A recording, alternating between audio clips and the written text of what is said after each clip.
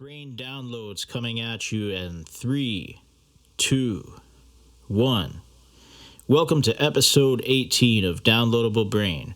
I'm your host, Brain44, where I love the sound of my own voice just a little bit less each day. But the peeping Toms, they're obsessively watching me. They're pissing me off on my worst days, drawing inspiration from me on my best days. Today I'm going to talk about what it means to be competitive. I will provide some insight on what I think is the best way to compete with somebody, and what is the worst way. First of all, I'm going to tell you the wrong way to go about it. The wrong way to do it is to actually become so envious and jealous of the person that you want to compete with, that you become somewhat reckless, obsessive, and you beat yourself up for never living up to the one you want to compete with, because the more you try, the more you realize you're not doing better than they are. And it's like, damn, this is killing me. I need to do so much to be better than this person. But it's like the more I try to be better, the worse I end up doing. And the more people start looking at me like I'm sort of just obsessed with somebody. So that's the wrong way to do it. I will be the first to tell you that in music, which could be considered a very competitive thing, if all I'm doing is trying to be better than the guys I grew up listening to, I'm probably always going to feel like shit. I'm just going to feel downright inferior to them in every way, and I'll never produce anything good of my own. If I am making it strictly about how much better I can potentially become than the person I wish to compete with, the first step towards achieving mastery is to just straight up accept that I'm inferior. Trust me, I've done this myself. I had a massive ego when I first got started, but I wasn't even in my prime yet or had really fully figured out how potentially good I could become. And I'm still working on it. You don't ever become comfortable doing something that could make you look like a competitor to somebody else because you were never even really thinking about them in the first place. So I hope that clears up the wrong way to go about doing it. Now let's explain the right way, in my opinion. If you want to be a competitor in your craft and you want to be a force to be reckoned with, the key to achieving mastery at your craft is to only focus on yourself. So whenever you feel like you wish you could have what another person has, you already struck out as far as I'm concerned. That's how I choose to view competition and just building something on your own in general. You work on it as often as you can. For example, if you want to become a better guitarist, play guitar for 1 hour every day. Don't try to copy off the guys who you know are better players than you. That's like giving yourself an impossible task. All you can do is keep on practicing. Keep on bettering yourself. As a guy who started out as a drummer, I couldn't always play the guitar very well.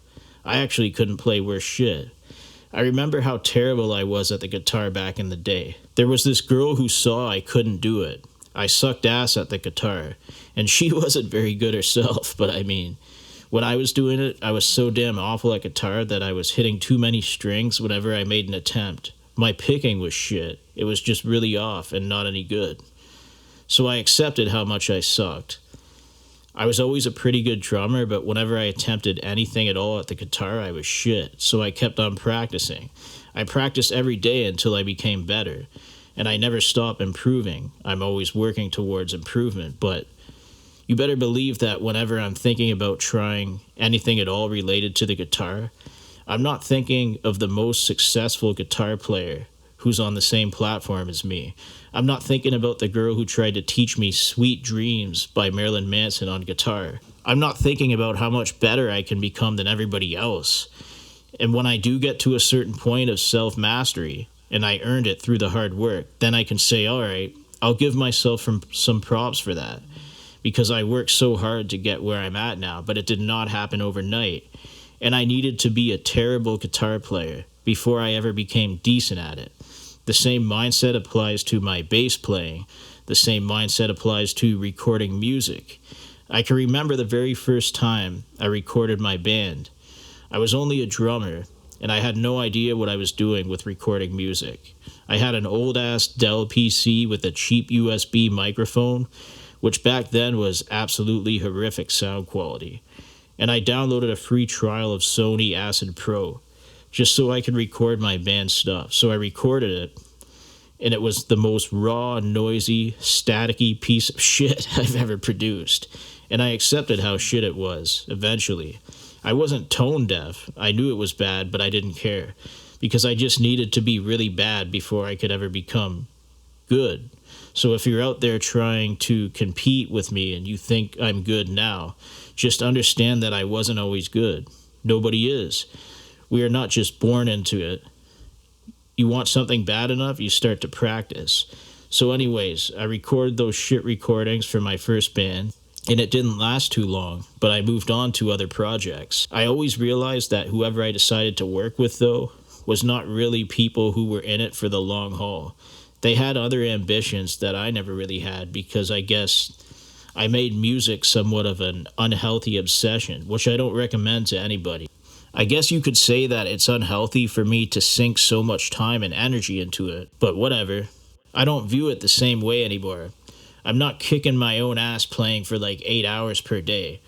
I would honestly say if I'm working towards learning a cover, I learn the song within about 1 hour, and I spend the other 2 to 3 hours putting everything else together.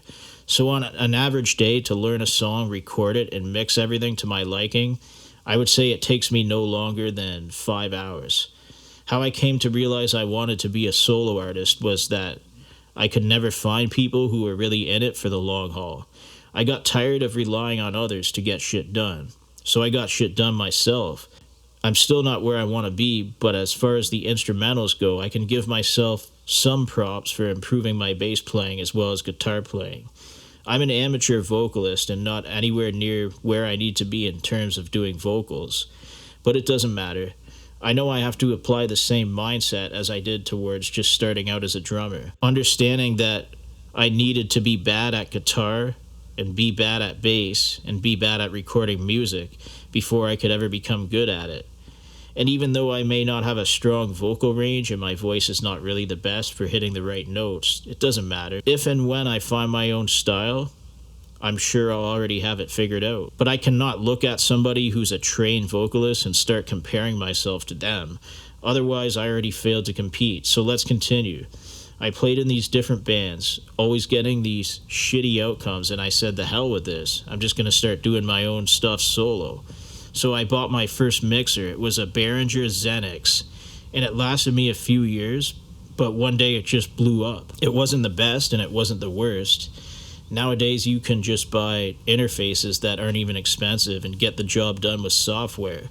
But that's also no excuse to half-ass things in terms of drumming. If you are programming the drums rather than recording the drums, I would call it laziness, but that's just me. Other people may choose to see it in a different sort of way. So I recommend if you're going to record your own stuff, get some sort of mixer where you can mic up an entire drum kit. I won't provide a lesson on how to do it, but some people get by only even using 2 microphones to pick up an entire drum set. It all just depends on your budget, I guess. If you go cheap, though, it's going to come back to bite you in the ass later. I use some good microphones and some bad microphones. This microphone I'm using right now is a cheap mic, actually. But my overheads came from a dirt cheap microphone bundle where all of my mics were pretty much shit, but those 2 overheads in particular I still use to this day. Even if it's a little bit noisy, it's something that can be easily fixed in the mix, and we don't really need expensive mics to record overheads, in my opinion. But you'll end up spending as much money on drum programming software as you could on just buying a good condenser microphone. So my advice is don't be lazy about it. And if you cannot play drums, like I said before, you better start playing bad and sounding terrible before you can ever start sounding good. That's where I'm at currently with my vocals, but I don't care because I've realized at this point that playing it safe with strictly instrumental music is kind of getting boring to me. And I needed to introduce vocals into the mix, even if I'm bad at singing right now. Doesn't mean things won't change later. It's just a good thing I'm not competing with an A-list pop star because I'm not an A-list artist and I don't really care. It's not about how much better I can be than a person who has everything, like I said. Even if I have nothing at this time, it feels like things could potentially change later. It's just a good thing I'm not competing because that's not the way things work. People who are good at things don't become good overnight. So my advice about competing is to literally stop competing. If you're jealous or envious of another person, you're just beating yourself up by watching or listening to them.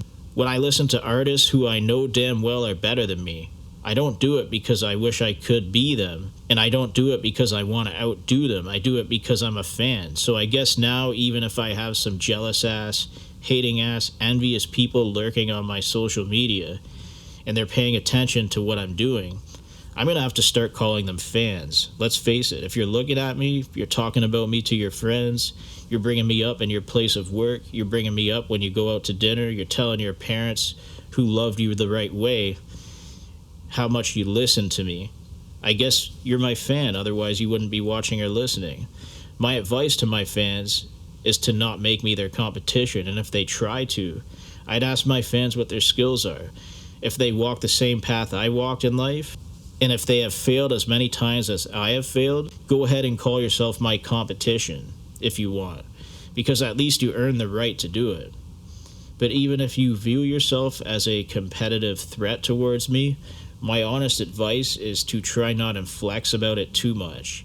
Unless you have an entire hating-ass group of people disrespecting you, then maybe at some point you can get to the next level and flex on them just a little bit, just letting them know, hey, I'm not a piece of shit like you said I was. I'm not that loser who you said I was. But you're probably a loser for wasting your time bothering me and talking about me.